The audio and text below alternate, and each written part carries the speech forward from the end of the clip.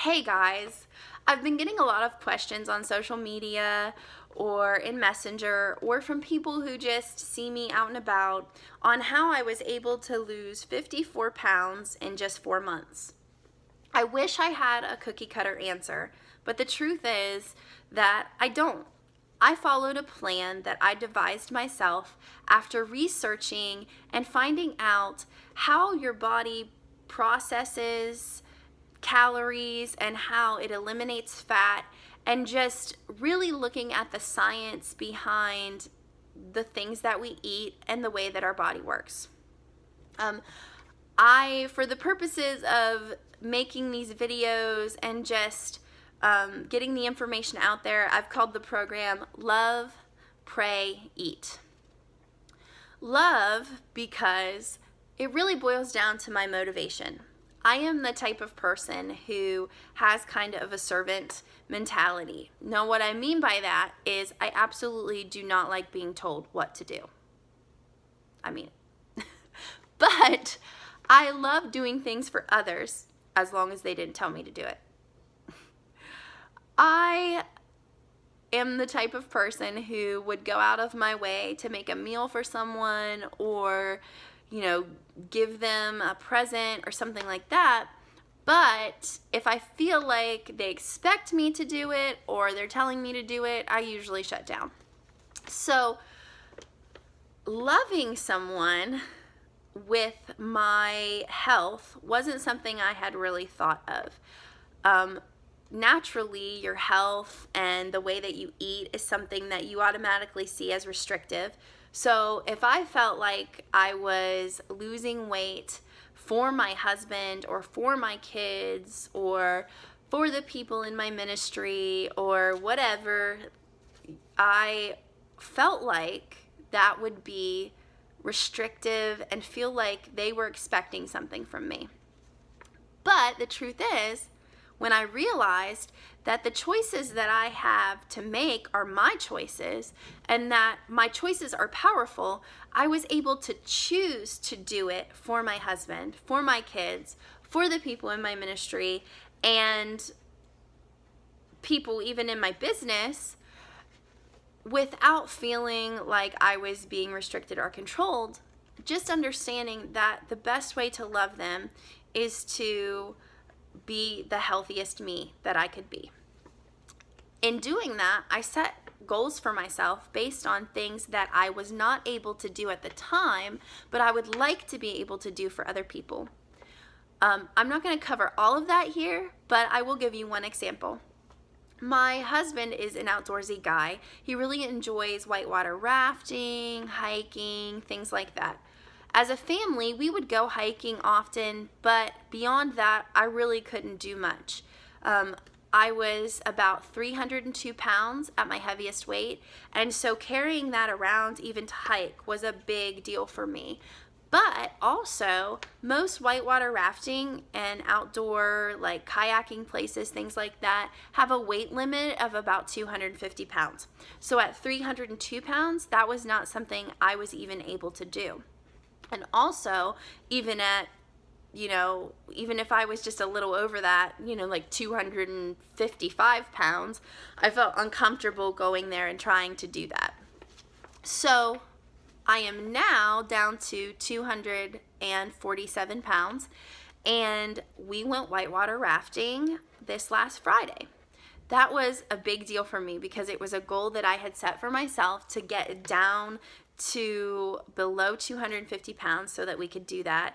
It was awesome. My husband really enjoyed himself. I enjoyed myself. I actually am a very outdoorsy person, but I just was hiding behind the fact that I was overweight and really did not want to even try to do things like that because I knew it'd be hard, and I knew that I would be disappointing for my husband when I couldn't properly row the boat.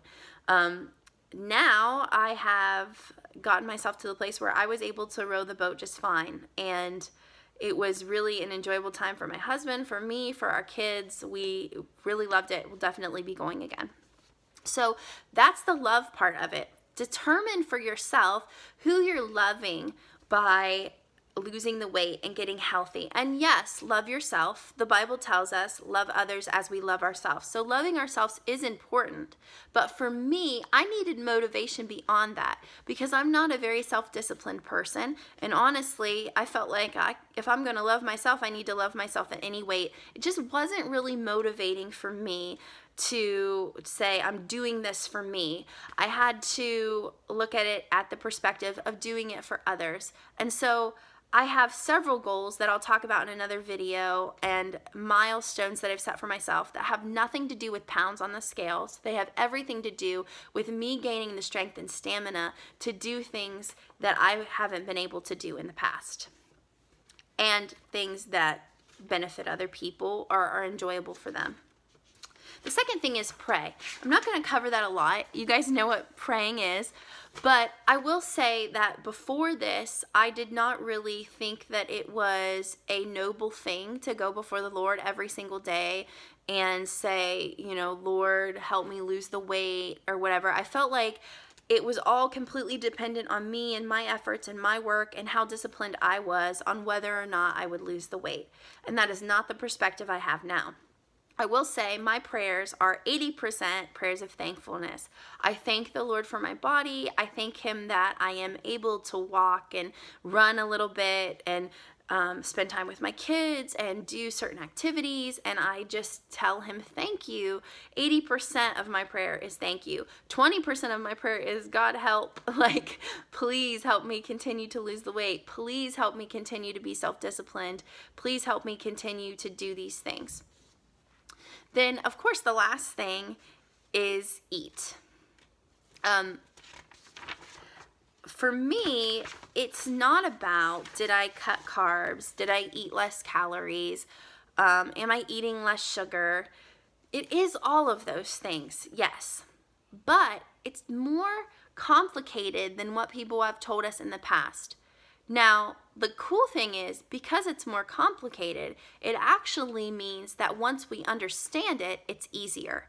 Because you might think you're doing all of the right things. I have in the past. I've cut out sweets and sugars.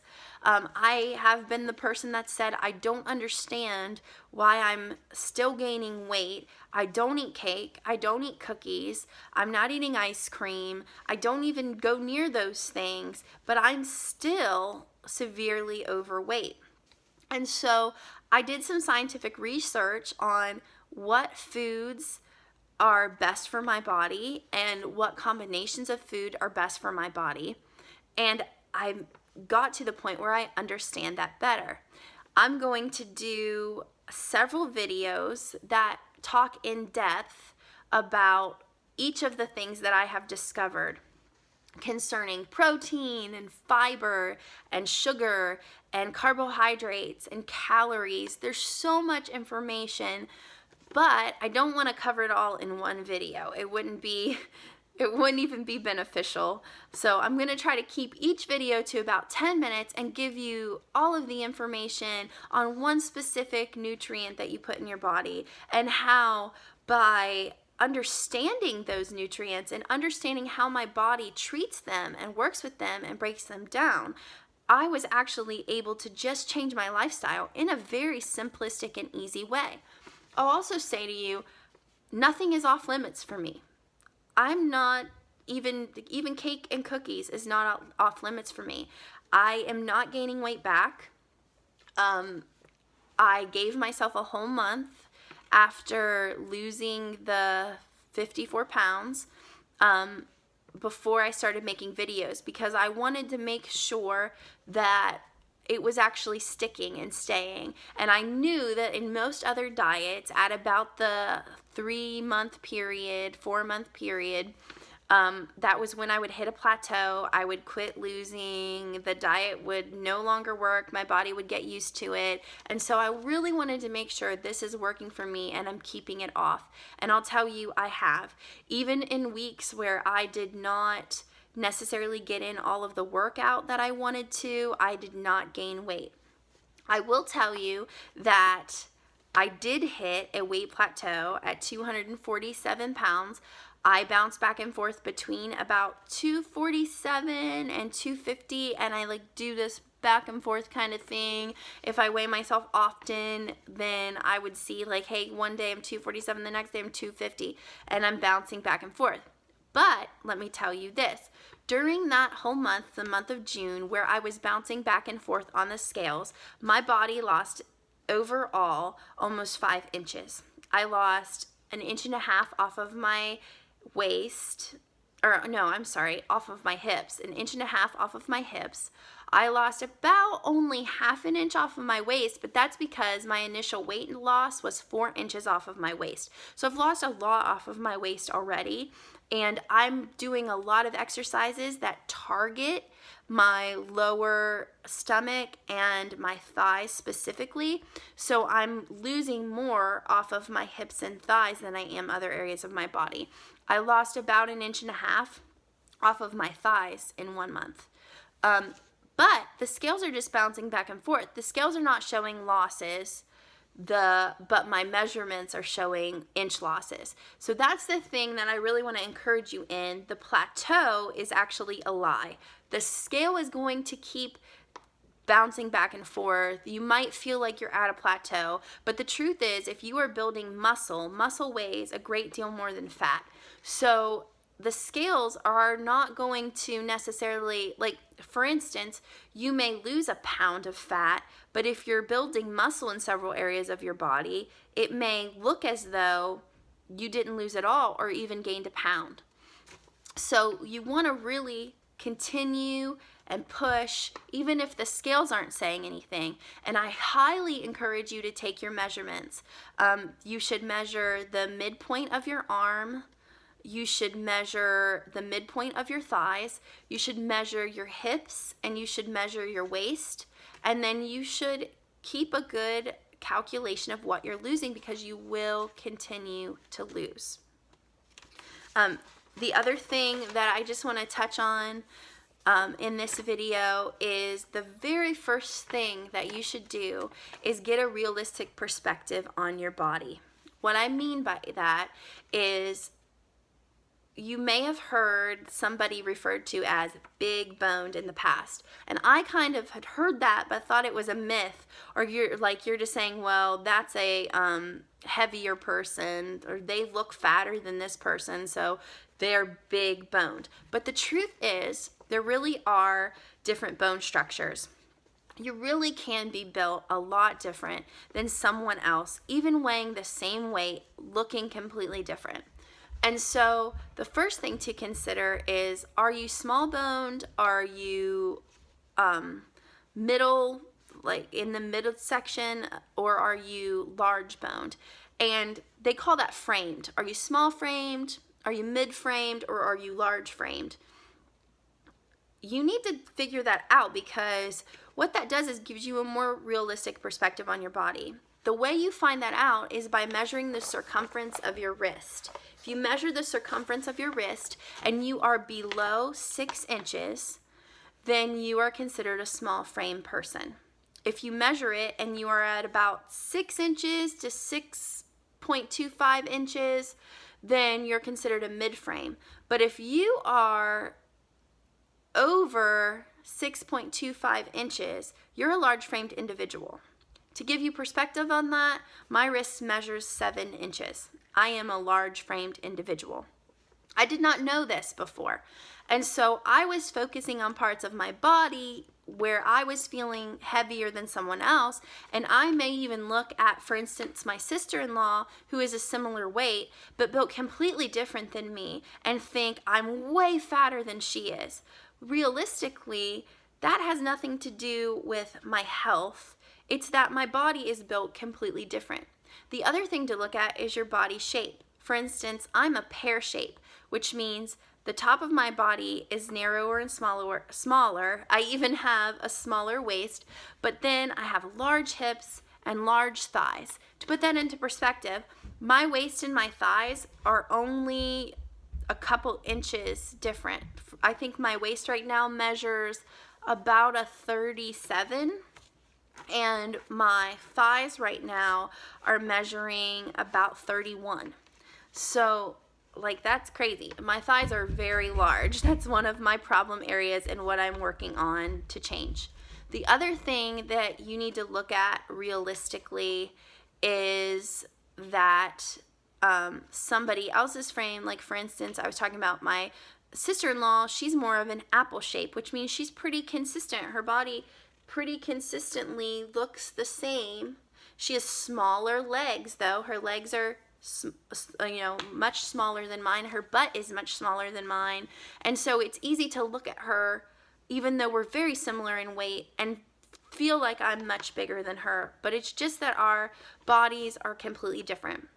Also, if you look at your bone height, somebody with very long legs, like a good friend of mine who is like 5'9", she has very long legs. She may, I don't have any idea what she weighs, but even if she weighed more than me, her legs are going to look much slimmer than mine. She's very tall compared to my 5'4". So get realistic expectations. I am not trying to get down, even at my greatest goal weight is not 120 pounds because I'm a large framed individual. My greatest goal weight is about 150 pounds. So that's something you really need to consider when you are setting your goals and setting your diet plan. And don't compare yourself, especially, now I'd say don't compare yourself to others at all, but I understand that's hard to do. But please don't compare yourself to somebody who's not built like you at all. There are large framed models and actresses. There really are. It can be discouraging if you find out you're large framed. I know it was for me. But there's like, Charlize Theron, is that how you say her name? I don't, but like she's a large framed individual. Someone like Demi Lovato is not a super small framed individual.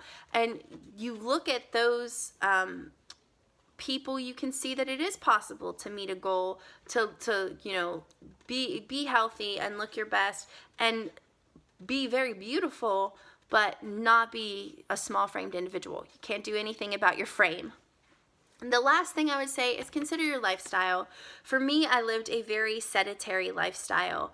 I was sitting most of the time. I'm a homeschooling mother. I'm the secretary for a business that my husband and I own. And I also am a musician who plays the keyboard. And I was sitting down every time I was playing the keyboard or practicing the keyboard. My life was very sedentary. I have now taken myself from a sedentary life to a lightly active life.